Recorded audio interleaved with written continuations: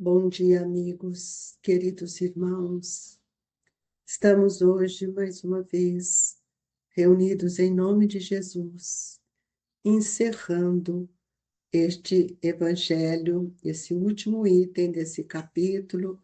Haverá os falsos cristos e falsos profetas, num convite a grandes reflexões, para que a gente não caia nos mesmos embustes, nas mesmas prerrogativas de tantos irmãos que caminham sem que conheçam o verdadeiro Cristo e o verdadeiro sentido do seu trabalho, da sua obra.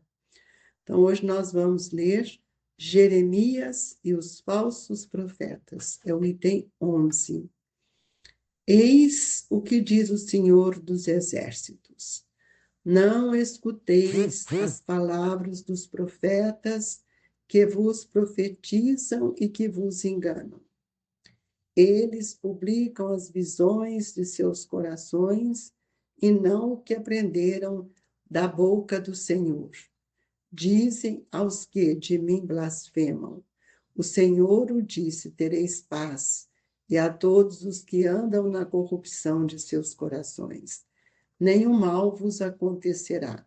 Mas qual dentre eles assinou o conselho de Deus? Qual o que viu e escutou o que ele disse?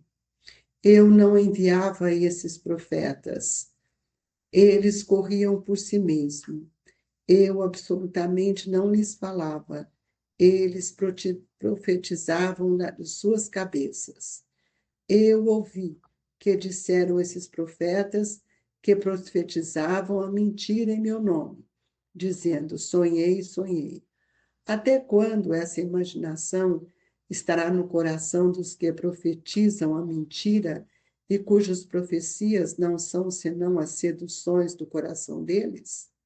Se, pois, este povo ou um profeta ou um sacerdote vos interrogar e disser: qual o fardo do Senhor? Dir-lhe-eis: vós mesmos sois o fardo, e eu vos lançarei bem longe de mim, diz o Senhor. Jeremias, capítulo 23, versículo 16 a 18, 21 a 33. E dessa passagem do profeta Jeremias que quero tratar convosco, meus amigos. Falando pela sua boca, diz Deus. É a visão do coração deles que os faz falar. Essas palavras claramente indicam que já naquela época os charlatões, os exaltados, abusavam do dom de profecia e o exploravam. Abusavam, por conseguinte, da fé simples e quase cega do povo, predizendo por dinheiro coisas boas e agradáveis. Muito generalizada se achava essa espécie de fraude na nação judia.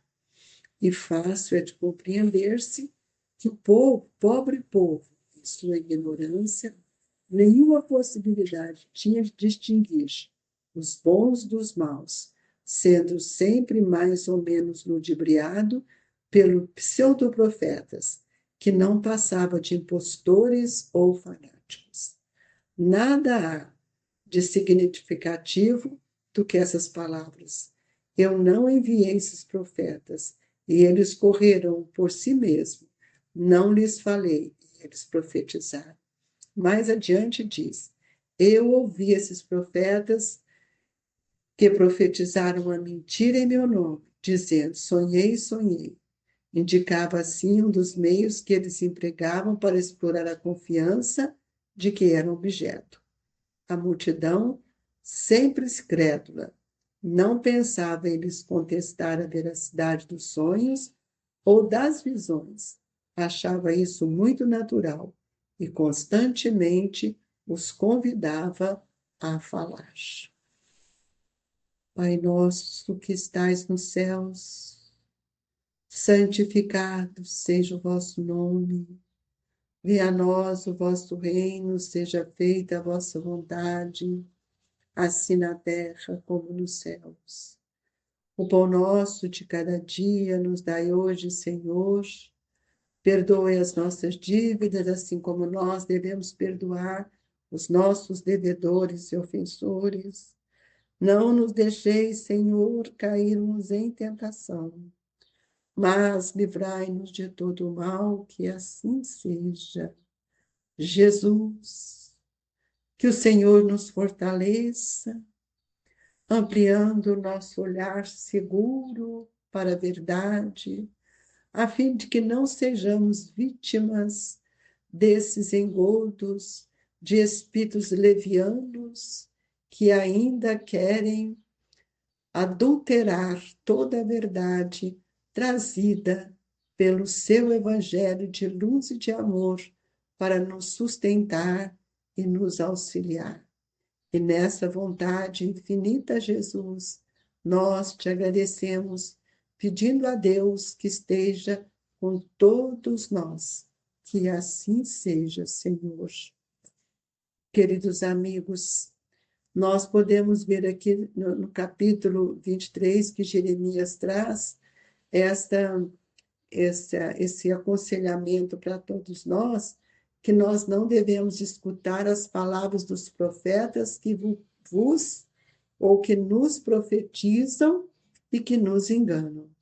E muitos espíritos pseudo-sábios, inteligentes, usam dessa palavra, da frase, usam do conhecimento, que é distorcido por eles, na visão deles, para nos ludibriar. E muitos, ignorantes da verdade, por não terem o conhecimento devido, eles caem nessas situações. Então, nós vamos ver que nós precisamos ouvir aquilo que o Evangelho do Cristo vem nos ensinar. Então, que estes espíritos possam também receber as nossas vibrações, porque são irmãos nossos, e um dia eles vão cair na realidade dos seus grandes prejuízos que fazem e fizeram durante todo esse tempo que eles estão na erraticidade. Essa palavra do profeta Jeremias é muito importante quando ele diz assim: falando pela sua boca, diz Deus. É a visão do coração deles que os faz falar. Essas palavras claramente indicam que já naquela época os charlatões e os exaltados abusavam do dom de profecia e o exploravam.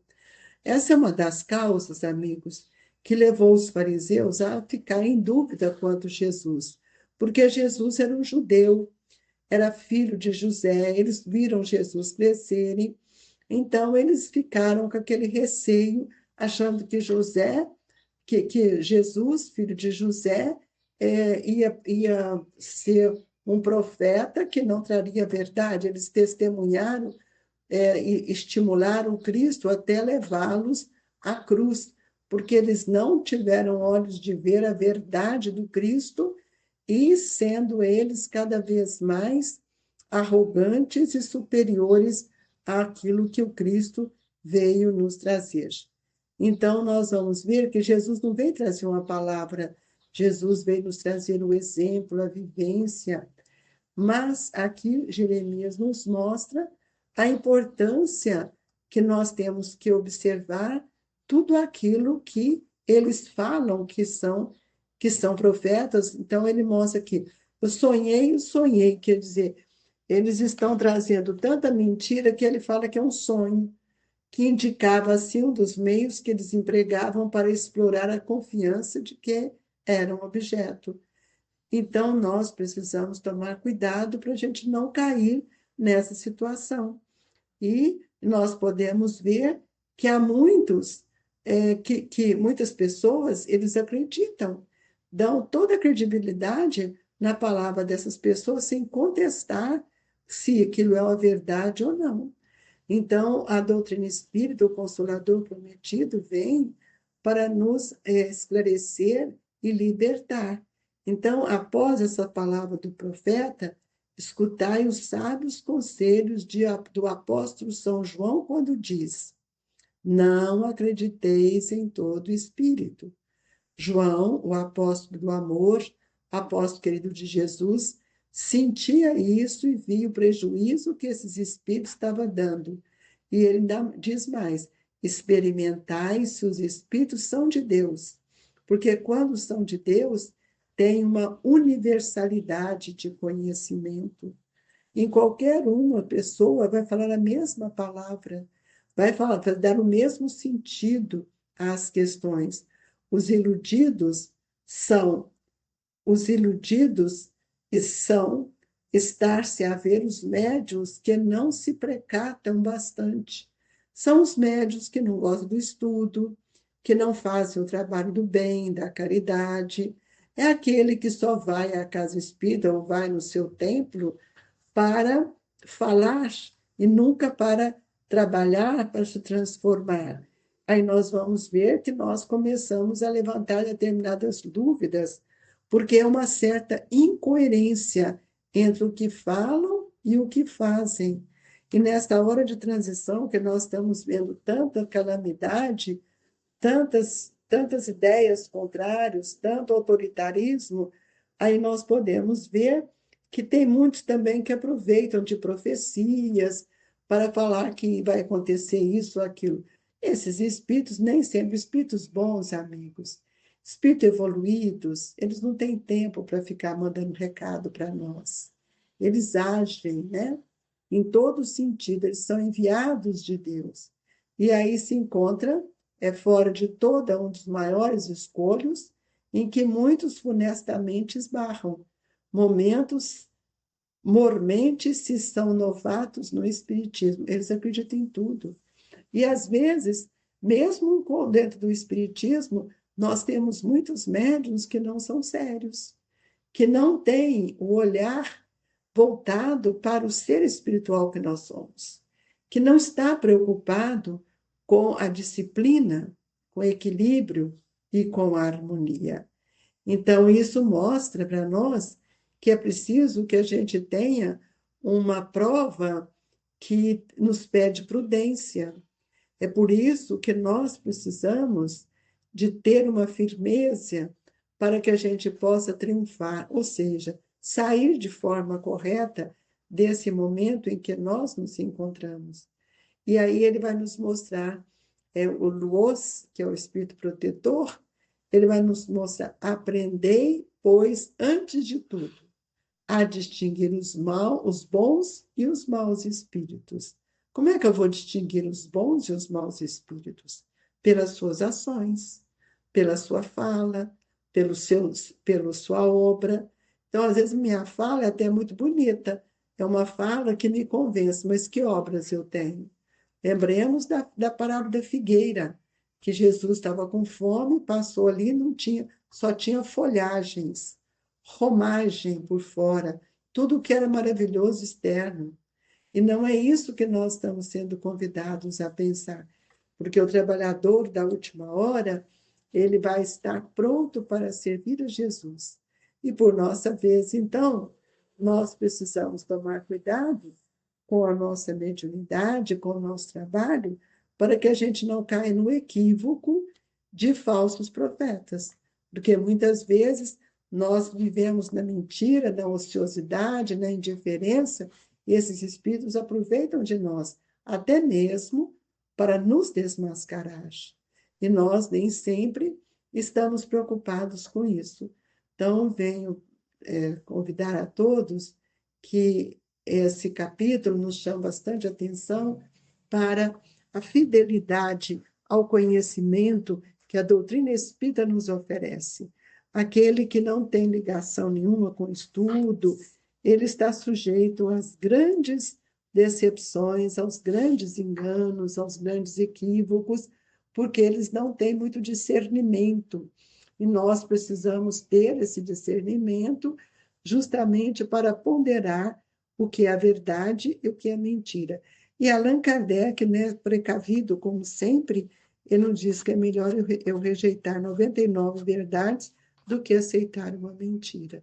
Então, isso compete a cada um de nós, a colocar no pano de fundo do nosso pensamento a veracidade de todo esse conteúdo trazido por Jesus.